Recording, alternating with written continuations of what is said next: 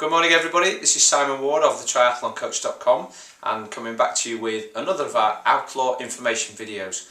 So once again, information's on the board behind me, and today we're going to be looking at some admin tasks and things that you need to be thinking about or doing in the lead up to the race. Let's crack straight on. Firstly, kit. One of the most important things I think is to make sure that you check your bike. Okay, you're going to be cycling on it for 6 or 7 hours. It's important that you have peace of mind, that everything works and all the bolts are nicely fastened and you're not going to have any cables snapping or chains breaking or derailleurs exploding. It might sound like a simple thing, but if you spent 9 months training for a race and it's wrecked because of a mechanical that could have been avoided, then I'm sure you'll be very frustrated. So take it down your bike shop, get them to give it a once over, get them to replace any bits that need replacing. Now it is important that you do it ASAP. I've just had my bike serviced for an event I'm doing in a couple of weeks, and I had to book it in 2 weeks in advance, and I get preferential treatment. So if you don't already have a bike shop and they're busy, it may take a couple of weeks before you get your bike serviced. So get it done now. That means they can also make changes, and if they have to order any parts they can do that, and there's plenty of time and you're not panicking. The second thing is clothing. You should already have decided what clothing you're going to wear. If you haven't, then you should be deciding right now. And my advice is, if this is one of your first Ironman or your second Ironman, then first of all go for comfort. At the Outlaw half of the weekend there was clothing all over transition, and lots of people I saw wearing too much and lots of people I saw wearing not enough. Chances are it's going to be a lot warmer in July, but if it isn't, the simplest thing to do is to wear a skin suit or a two-piece tri-top and shorts under your wetsuit. Then when you come out and get on the bike, if it's cool in the morning, put some cheap arm warmers on which you can chuck away at an aid station later on, or a gilet which is easy to zip up and won't get tangled up when you're wet. The next thing, I'm talking about transitions because again at the weekend I observed some terrible transition skills. The first thing that I would suggest is that you just practice. You need to come out of the water, you need to strip your wetsuit down to the waist, you need to get to your bike. Put your helmet on first and buckle it up, because you'll get a penalty if you move your bike before it's buckled up. Take the rest of your wetsuit off. If you're going to run out of transition with your shoes on your feet, that's fine, there's nothing wrong with that, but just make sure you practice. If you're going to put your shoes onto your pedals, then you need to practice also with that, and you probably need to think about fixing them with elastic bands so they don't bang onto the floor. Quite a number of people at the weekend were losing shoes and having to run back against the flow of people. Then you need to know about how to mount and dismount properly. I'll talk more about transitions at a later date, but the key thing is you need to know where the mount and dismount lines are. And when you've worked out where those mount and dismount lines are, I think the best policy is not to get on straight away.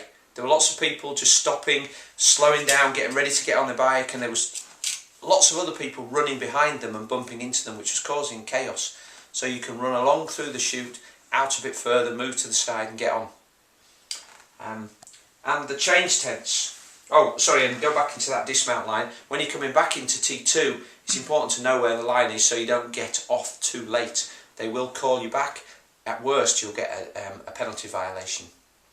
Now, the change tents, and if you have a look here at my little maps, okay, so you're going to come out of the swim here.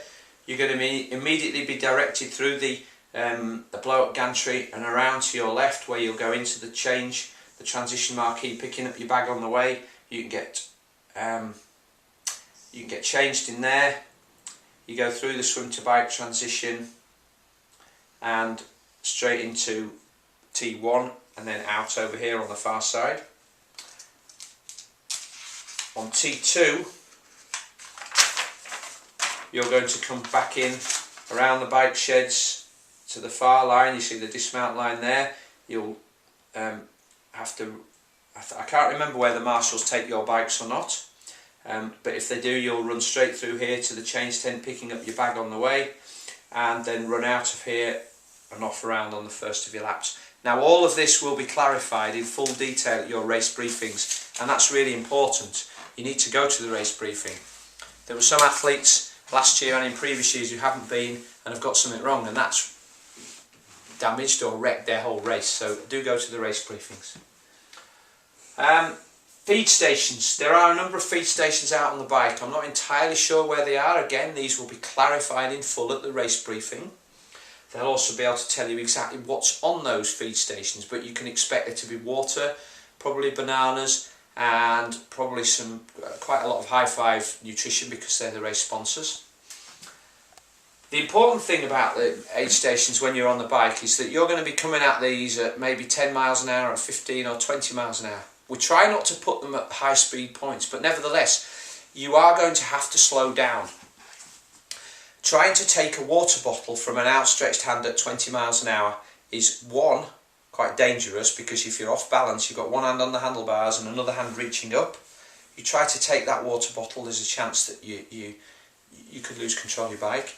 At the least, there's a chance you're just going to slap hands with the volunteer who's handing it out and the water bottle will be dropped and you then won't have any water. So I'd suggest slowing down, shouting in advance what you'd like, water, Gatorade, not Gatorade, high five or whatever, and then making sure you can get that on. It's only going to cost you a few seconds, but much less time lost than if you get dehydrated and start to slow down. Same goes for any food, any gels or any bars, any bananas they're handing out, and please do be courteous to the volunteers. Firstly, they give their time freely, but secondly, if you're rude to them and they report it, it will result in some sort of time penalty violation for you, or maybe even a DQ if you're extremely rude. And you may laugh watching this video, but in the pressure of a race it does happen, and it happens more frequently than we would like, and it should do. Okay, now again, something that came up at the weekend was that a lot of athletes actually don't understand what the rules of triathlon are. I've mentioned things like the mounting and dismounting lines.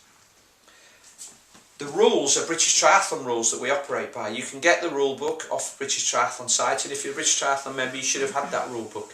Again, they'll be explained in full at the race briefing and you can ask questions. But simple things like what happens if you go over a mount or a dismount line, you get on at the wrong point. We saw lots of people trying to exit transition 2 to set off on the run, putting headphones in. It's not allowed. You're not allowed to listen to the music. Plain and simple fact. If you get caught, we'll probably tell you firstly to take it and put it back at your transition bag. Secondly, if you get caught on the run, it is going to result in some sort of penalty violation for you. Traffic violations. We do have some closed roads, but you will be sharing the roads with other motorists, and it's up to you to abide by the race rules, which means that if you come up to a set of traffic lights or a junction and it's a give way and there's a car coming, I'm afraid you have to give way. You don't get right of way, and if you're reported, then it's likely to result in a disqualification.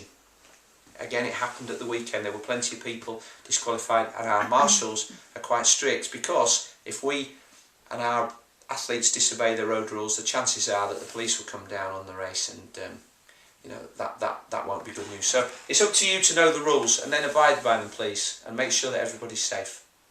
Okay, so that's it. It's just some general admin stuff, but things that you needed to know in advance. Next week I'll be back with some more training tips, and we'll talk about tapering and nutrition. So that's it from me. Bye for now. See you again next week.